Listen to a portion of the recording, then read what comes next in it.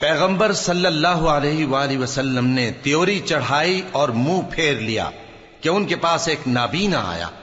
اور تم کو کیا خبر شاید وہ پاکیزگی حاصل کرتا یا وہ سمجھ جاتا تو تمہارا سمجھانا اسے فائدہ دے۔ پیغمبر صلی اللہ علیہ وآلہ وسلم نے تیوری چڑھائی اور منہ پھیر لیا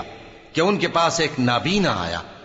اور تم کو کیا خبر شاید وہ پاکیزگی حاصل کرتا یا وہ سمجھ جاتا تو تمہارا سمجھانا اسے فائدہ دیتا۔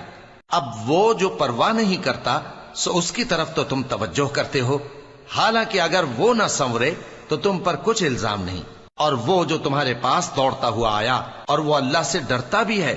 تو اس سے تم بے رخی کرتے ہو۔ دیکھو یہ قرآن نصیحت ہے، پس جو چاہے اسے یاد رکھے،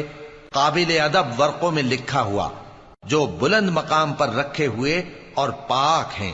ایسے لکھنے والوں کے ہاتھوں میں ہیں